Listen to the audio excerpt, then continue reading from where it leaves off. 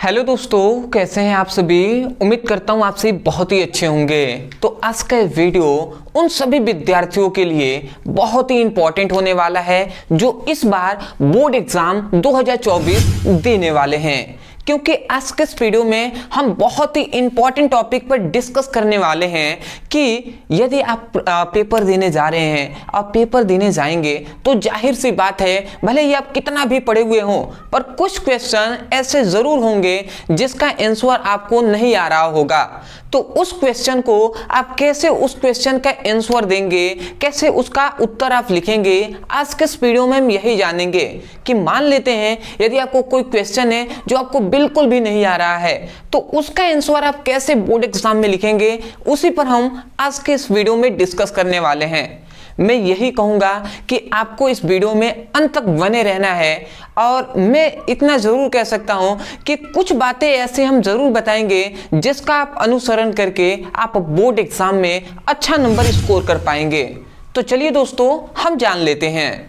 तो सबसे पहले दोस्तों कुछ बातें हैं जिसको हमें हमेशा के लिए याद रखना है। जब तक खासकर हमारा बोर्ड एग्जाम कंप्लीट ना हो जाए तब तक इस बात को आपको याद रखना है। इसलिए हमने यहाँ पे लिखा है कि ये बातें हर हाल में याद रखना।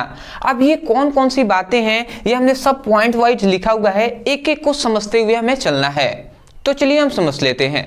सबसे पहला देखिए, हमने यहाँ पे इंपॉर्टेंट में सबसे पहला हमारा यही हमने बताया है कि चाहे आप कितना भी पढ़ लें फिर भी लगता है कुछ नहीं पढ़े हैं। इसका मतलब क्या हुआ, इसका मतलब तो आप समझ ही रहे होंगे। देखिए अक्सर स्टूडेंट कितना भी पढ़ लेते हैं, मतलब मान लेते हैं आप ही बहुत दिनों से पढ़ रहे हैं, ठीक है, ऐसा तो नहीं है कि आप बैठे हुए हैं, आप भी पढ़ रहे होंगे, बट पढ़ रहे हैं फिर भी अंदर से उतना कॉन्फिडेंट नहीं आ पाता कि पेपर आएगा तो हम लिख देंगे। अगर एक मॉडल पेपर आपको दे दिया जाए और आप देख लेते हैं उसमें कुछ क्वेश्चन नहीं आते तो आप निराश हो जाते हैं। तो ऐसा ही होता ही है, ऐसा आप ही के साथ नहीं, जो बहुत तेज भी है ना उनके साथ भी ऐसा होता है। तो ये आपके साथ ही नहीं होता, ऐसा बिल्कुल भी नहीं सोचना है। तो वही बात आप कह रहे हैं, चाहे आप कितना भी पढ़ ले फिर भी ऐसा लगेगा कि हमने कुछ नहीं पढ़ा है, हमें कुछ नहीं आता है, ऐसा अनुभव थोड़ा बहुत तो होता ही है। परंतु हमें इस बात पे हमें ये याद रखना है दूसरा कि इसलिए ऐसा सोचे जो आएगा लिख देंगे। मतलब ऐसा आपको बिल्कुल दिमाग में रखना है ना, चाहे कोई भी क्वेश्चन आ जाए, पेपर में कहीं से भी पूछ दे, हमें उसका आंसर देना ही है, हमें लिखना ही है उसका आंसर, छोड़ना तो बिल्कुल भी नहीं है, ठीक है। तो यही बात, सबसे पहली बात हमने ये बताया कि ये अक्सर स्टूडेंटों के देखने में ऐसा आ रहा है कि वो पढ़ तो बहुत दिनों से रहे हैं, ट्यूशन भी जाते हैं, सब कुछ करते हैं, बट उनके अंदर से उतना कॉन्फिडेंट नहीं आ रहा है, लग रहा है उनको कि कुछ हमने पढ़ा ही नहीं हुआ है। तो ऐसा बिल्कुल भी नहीं सोचना है। आ रहा है ये नॉर्मल सी बातें हैं, बट हाँ आपको ये याद रखना है चाहे कोई भी आंसर, कोई भी क्वेश्चन आ जाए उसका हमें आंसर लिखना ही है। तीसरा हमने लिखा है कि परीक्षा में एक भी क्वेश्चन नहीं छोड़ना है। बिल्कुल सही बात हम कह रहे हैं, याद रखना है आपको, चाहे वो फिजिक्स हो, केमिस्ट्री हो, हिंदी हो, इंग्लिश हो या मैथ हो, हमें कोई भी पेपर का एक भी क्वेश्चन बिल्कुल नहीं छोड़ना है। हमें उन सभी का सॉल्व करना है, सभी को हमें उत्तर देना ही है, ठीक है। अब बहुत से ऐसे स्टूडेंट होंगे जो कह रहे होंगे कि सर हाँ आप तो ये बताने वाले थे कि सर कोई क्वेश्चन है जो नहीं आता है तो उसको हम कैसे उसका आंसर देंगे, वो भी हम डिस्कस करेंगे, निश्चिंत रहिएगा। थोड़ा सा कुछ बातें हैं जिसको हम जान लें।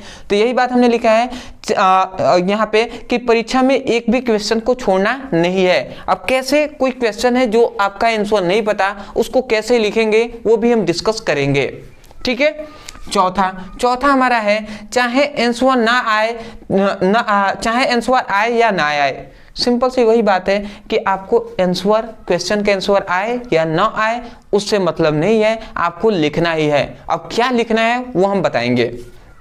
अगला 5वां है कि रोल नंबर अच्छे से लिखे, चाहे 5 मिनट बर्बाद ही क्यों ना हो जाए।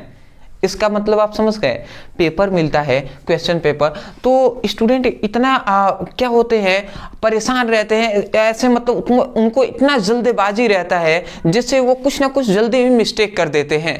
इसलिए आपको जल्दबाजी नहीं करना है। 15 मिनट, 3 घंटे 15 मिनट के पेपर होता है, 15 मिनट एक्स्ट्रा आपको दिया जाता है क्वेश्चन पेपर पढ़ने के लिए ही। तो क्वेश्चन पेपर पढ़िए, ठीक है, चाहे आपको 15 जगह पर 20 लग जाए, 25 मिनट लग जाए, कोई दिक्कत नहीं है, ठीक है। यदि आप सबसे पहले रोल नंबर अच्छे से लिख लीजिएगा, चेक कर लीजिएगा बार बार, ठीक है, कि रोल नंबर हमने सही तो लिखा है ना, क्योंकि अक्सर स्टूडेंट क्या होता है कि मिस्टेक कर देते हैं और ये छोटी छोटी मिस्टेक उनके लिए बहुत ही भारी पड़ जाता है। तो रोल नंबर बिल्कुल आपको मैच कर लेना है, 2-3 बार आपको देखना है, ठीक है, उसके बाद साफ साफ आपको लिखना है। अगला हमने लिखा है कि एग्जाम हॉल में कॉपी जमा होने के बाद ही बाहर निकलना। इसका मतलब आप समझ रहे हैं, बहुत से ऐसे स्टूडेंट हैं ना जो क्या करते हैं कि लिखते हुए रहते हैं पेपर, मान लेते हैं 3 घंटे 15 मिनट का है, वो 2.5 घंटे में लिख दिए और उसके बाद वो कहते हैं सर मैं जमा कर रहा हूँ, चल जा रहा हूँ। तो ऐसा आपको नहीं करना है, ठीक है, चुपचाप आराम से बैठे रहना है और पूरा अपना कॉपी जांच करना है, अच्छे से देखना है कि मैंने कितने क्वेश्चन को सॉल्व किया है, क्या कोई क्वेश्चन छूटा तो नहीं है, ठीक है। यदि कोई क्वेश्चन है जिसमें थोड़ा सा डाउट है, उसको दोबारा से चेक कीजिए, कुछ याद आ रहा है उसको लिखिए, क्वेश्चन कोई छूटा हुआ है, छोड़ना तो बिल्कुल नहीं है, तो उसको लिखिए, ठीक है। तो ऐसे आपको करते हुए चलना है और अंत में जब सभी का जमा हो कॉपी पेपर, तो उस समय पर अपना भी आप कॉपी जमा करें। नहीं तो पहले जमा करने पर ऐसा मिस्टेक ज़्यादातर हो जाता है कि कुछ कॉपियाँ ऐसे क्या होता है ऊपर नीचे हो जाती हैं, कहीं गुम भी हो जाती हैं, ठीक है, कोई इधर उधर रख देता है, तो ऐसी मिस्टेक हो जाती है। मिस्टेक गलती तो होती ही है ना, तो इसलिए मैं नहीं चाहता कि आपकी कोई भी ऐसी गलती हो जिससे आपको परेशानी आगे सहना पड़े। तो ये भी बात आप याद रखेंगे, ये छोटी छोटी बातें हैं, पर हम कहते हैं ना कि छोटी छोटी बातें ही बहुत बड़ी इम्पेक्ट करती हैं, बहुत बड़ा प्रभाव ये डालेंगी, ठीक है। तो इसलिए इन सभी पर आपको ध्यान देना है। अगला, कॉपी में कभी भी काटपीट नहीं करनी चाहिए। अब देखिए बहुत से ऐसे स्टूडेंट है ना जो सॉल्यूशन पेपर दिया जाता है तो उसमें वो लिखते हैं 2 लाइन, फिर से ऐसे क्या कर देते हैं, मतलब मान लिखेंगे इस तरीके से लिखें, ठीक है, और उसके बाद फिर से ऐसे काट देंगे। तो ये अच्छी बात नहीं है, ऐसे आपको काटना नहीं है, आपको सोच समझ कर लिख रहा है, आराम से, उतना मतलब ये नहीं जल्दबाजी में उतना जल्दी नहीं लिख देना है, थोड़ा आराम से, थोड़ा पेशेंस के साथ लिखना है, साफ साफ सुंदर राइटिंग में लिखना है आपको, समझ रहे हैं। और एक बात याद रखेंगे कि अक्सर देखने को ऐसा मिलता है कि जैसे ये कॉपी पेपर है, आप थोड़ा सा समझ जाइएगा, जैसे ये कॉपी पेपर है तो वो क्या करते हैं ना, अक्सर स्टूडेंट यहाँ पे उत्तर ऐसे डालेंगे और तीसरा का को है तो ऐसे लिखकर और उसके बाद यहाँ से लिखना प्रारंभ करेंगे। ऐसे आपको नहीं करना है। मैं यही कहूँगा ना कि आपको क्या करना है, आपको यहाँ पे ये कर रहे हैं उसका अच्छा है, यहाँ पे आप लिखें ऊपर ही प्रश्नोत्तर संख्या, इस प्रकार लिखे प्रश्नोत्तर संख्या 3 का क, इस तरीके से लिखें और उसके बाद 2 इस तरीके से हेडिंग डाल दें। उसके बाद आप यहाँ से ऐसे इस तरीके से ना करके आप सिंपल वे में इस तरीके से करें और अपना आंसर लिखना इस तरीके से स्टार्ट कर दें। समझ रहे हैं। मान लेते हैं यहाँ पर फिर से आपका एक आंसर यहाँ पे समाप्त होता है तो फिर से एक लाइन गैपिंग करके फिर से नीचे लिखे प्रश्नोत्तर संख्या 4 का क, इस प्रकार लिखें। समझ पा रहे हैं ना। तो इस प्रकार लिखेंगे तो थोड़ा अट्रैक्टिव लगता है। और एक और पॉइंट मैं ऐड करना चाहूँगा, कोई क्वेश्चन होता है ना तो ज़्यादातर मैं यही कहूँगा कि पॉइंट वाइज पॉइंट लिखिए। जैसे कि हमने इसी को मैं एक ही बार में बता सकता था, बट पॉइंट वाइज पॉइंट लिखा है, एक पहले, दूसरा, नंबर 3, नंबर 4, नंबर ऐसे हमने देकर लिखा है तो थोड़ा अट्रैक्टिव लगता है। तो इसलिए मैं कहूँगा कि पॉइंट वाइज पॉइंट अगर आपको ज़्यादा अच्छा रहेगा यदि आप आंसर कोई भी किसी का भी देते हैं तो मैं आशा करता हूँ कि इतनी बात सबसे पहले, ये जो कुछ बातें हैं जो आपको बोर्ड एग्जाम में हमेशा याद रखना है, ये आपको पता चल गया होगा। तो आप इसका स्क्रीनशॉट ले लीजिए और याद रखेंगे इस बात को, कॉपी में जरूर लिख लीजिएगा, क्योंकि कल आपने क्या पढ़ा था वही आपको याद नहीं होगा, शायद आपको नहीं याद होगा। तो इसीलिए आज से 1 सप्ताह पहले आपने कौन सा टॉपिक पढ़ा था ये याद ही नहीं।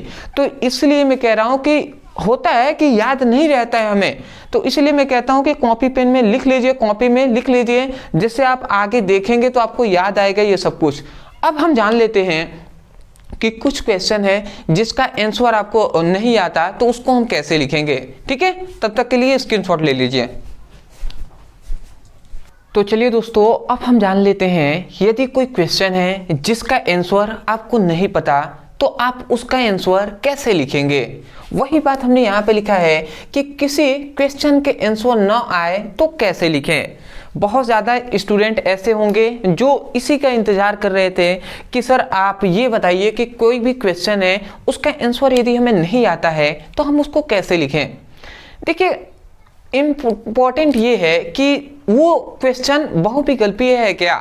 जैसे कि देखिए, ये जो क्वेश्चन जो मैं अभी बताने वाला हूँ, ठीक है, कि कैसे लिखेंगे, ये ऑब्जेक्टिव क्वेश्चन पे लागू नहीं होगा। जितने भी बहुविकल्पीय प्रश्न हैं उस पर तो लागू होगा नहीं, सब्जेक्टिव क्वेश्चन पे लागू होगा। बट ये भी है कि ये मैथ के लिए लागू नहीं होगा, ठीक है, क्योंकि उसमें क्वेश्चन होता है तो सॉल्व करना होता है। बट ये है कि जो क्वेश्चन का आंसर है, याद रखेंगे, मान लेते हैं फिजिक्स है या केमिस्ट्री है, हिंदी है, इंग्लिश है, उसमें कोई भी क्वेश्चन है, कोई भी क्वेश्चन एक दे दिया गया और उस क्वेश्चन का कह रहा है कि सर आपके मतलब इसका आंसर आपको दीजिए। तो ऐसा मुझे नहीं लगता कि ऐसा कोई भी क्वेश्चन होगा या कोई भी टॉपिक है जिसके बारे में आप थोड़ा बहुत न जानते हो। हमें लगता है कि थोड़ा तो बहुत आप जानते ही होंगे कि उस टॉपिक के बारे में, उस क्वेश्चन के बारे में। तो जितना आप जानते हैं उसी को अपने शब्दों में बनाकर लिख दीजिए। ठीक है, छोड़ने से अच्छा तो यही है कि आप उसे अपने शब्दों में ही बनाकर लिख दें। थोड़ा बहुत ही लिखें बट लिख दें। ठीक है, छोड़ना तो बिल्कुल भी नहीं है। जैसे कि मान लेते हैं कोई भी क्वेश्चन है, सपोज दैट कोई भी एक क्वेश्चन है, ठीक है, ये क्वेश्चन कितने नंबर का है, ये क्वेश्चन है 5 नंबर का, 5 मार्क्स का है। तो कोई भी यदि क्वेश्चन है और वो कितने नंबर का, वो अगर 5 नंबर का है और यदि आप थोड़ा सा भी बनाकर अपने शब्दों में ही लिख देते हैं तो एग्जामिनर ये देखेंगे कि आपने छोड़ा तो नहीं है ना। तो 5 नंबर का है तो बिल्कुल आपको 2 से 3 नंबर तो आपको दे ही देंगे। ठीक है, 2 से 3 नंबर तो आपको बिल्कुल दे देंगे। और सपोज दैट कोई क्वेश्चन है जो 3 नंबर का है या 2 नंबर का है, तो इसमें आपको कम से कम अगर आप थोड़ा बहुत बनाकर भी लिख देते हैं तो आपको 2 नंबर के जगह पर 3 नंबर का है ना, तो 1 से 2 नंबर तो आपको बिल्कुल मिल ही जाएगा। ठीक है, तो मैं यही कहूँगा कि आपको ये याद रखना है कि कोई भी क्वेश्चन हो, ठीक है, बट उसको छोड़ना बिल्कुल भी नहीं है, उसको आपको सॉल्व करना है। ठीक है, चाहे थोड़ा बहुत अब बना कर लिखें। अब मेरा बनाने का मतलब ये नहीं है कि आप गाना लिख दें उसमें, ठीक है, कोई भी गाना लिख दें, ठीक है, या कोई भी मतलब मैं अक्सर देखता हूँ कहीं से भी विज्ञान का पेपर है, साइंस का पेपर है, ठीक है, फिजिक्स का पेपर है, उसमें हिंदी का कहानी लिख दे रहे हैं। ये सब अच्छी बात नहीं है, ठीक है ना। उसी के संबंध में आपको लिखना है। यदि कोई क्वेश्चन है जिसको मान लेते हैं कोई क्वेश्चन दे दिया, जैसे कि मान लेते हैं ओम का नियम दे दिया। अब आपको ओम के नियम के बारे में नहीं पता है, ठीक है, बट ओम के नियम में ही तो प्रतिरोध आता है ना। तो यदि आपको ओम के नियम नहीं पता है तो आपको उसी के संबंध में कोई टॉपिक है उसका आप आंसर लिखिए। जैसे कि ओम का नियम नहीं पता है तो ओम के नियम हम जानते हैं प्रतिरोध के लिए होता है, तो आप प्रतिरोध का परिभाषा लिखिए, प्रतिरोध के बारे में बता दीजिए। अगर ओम का नियम 5 नंबर में पूछा गया तो कम से कम अगर आप प्रतिरोध भी लिखते हैं ना तो मैं कह सकता हूं 2 से 3 नंबर तो बिल्कुल मिलेंगे ही। तो अगर मान लेते हैं कि आपके पूरे फिजिक्स के किताब के मान लेते हैं 5 क्वेश्चन हैं जो आपको नहीं आ रहे हैं, ठीक है, आप इसको छोड़ दे रहे हैं और छोड़ देते हैं। बट अगर आपने 5 क्वेश्चन है, अगर आपने इन 5 क्वेश्चन का आंसर दिया और सभी से अगर आपको 2-2 नंबर भी मिलेंगे ना तो 2 गुणे 5 क्वेश्चन का कितना 10 नंबर हो जाएगा। और 10 नंबर तो बहुत होते हैं ना, बोर्ड एग्जाम में 1 नंबर ही क्या बहुत महत्व है, तो ये तो 10 नंबर की बात है। तो मैं ऐसे कहूँगा कि यदि कोई क्वेश्चन है, यदि आपको क्वेश्चन का आंसर नहीं आता है तो उसको थोड़ा बहुत जो भी जानते हैं उसको बनाकर अपने शब्दों में लिखिए, बट छोड़ना नहीं है। और फिर भी मान लेते हैं कि कोई क्वेश्चन है जो इसको आपको बिल्कुल भी नहीं आता, तो उसको क्या करना है, उसी के संबंध में कोई टॉपिक है उसको वहाँ पे लिख दीजिए, बट लिखिए, छोड़ना तो बिल्कुल नहीं है। अब ऐसे स्टूडेंट कह रहे होंगे कि सर फिर भी मैं तो समझ गया, फिर भी कोई ट्रिक हो तो वो बता दीजिए। देखिए भैया, इसका कोई ट्रिक नहीं होता। अगर ट्रिक होता ना तो मैं बिल्कुल आपको बताता, कोई भी ऐसा रास्ता होता जिससे आप बिना पढ़ के पास हो जाते तो मैं ज़रूर बताता, बट ऐसा कोई रास्ता है नहीं ना। जितना है वो हमने बता दिया। अब मैं आशा करता हूं कि इस प्रकार आप अनुसरण करेंगे और आप बोर्ड एग्जाम में अच्छा नंबर स्कोर करेंगे। अदरवाइज यदि आप पढ़ना चाहते हैं तो डिस्क्रिप्शन बॉक्स में फिजिक्स, केमिस्ट्री, हिंदी, इंग्लिश सबका है, ठीक है, न्यूमेरिकल से लेकर सब कुछ है, सभी का लिंक हमने प्लेलिस्ट का दे दिया है। यदि आप पढ़ना चाहते हैं तो आप वहां पे क्लिक करके अपनी अच्छे तरीके से पढ़ाई कर सकते हैं, ठीक है। और व्हाट्सएप ग्रुप का जो लिंक है उसमें जरूर ज्वाइन हो जाइएगा, जिससे हम आगे जो भी कंटेंट आपको पीडीएफ देना हो वो सब कुछ वहां पे मिलेगा, ठीक है। जो भी इंपॉर्टेंट होगा तो आप उसमें ज्वाइन रहेंगे तो आपको मिल जाएगा। तो मैं आशा करता हूं आपको समझ में आ गया होगा। अदरवाइज मैं यही कहूंगा, यदि आपको वीडियो पसंद आया है तो वीडियो को बिल्कुल लाइक कर दीजिएगा और सपोर्ट करने के लिए चैनल को कर दीजिएगा सब्सक्राइब, क्योंकि आगे भी हम ऐसे ही कंटेंट आपके लिए प्रोवाइड कराते रहेंगे। तो मिलते एक नए टॉपिक के साथ, तब तक के लिए धन्यवाद।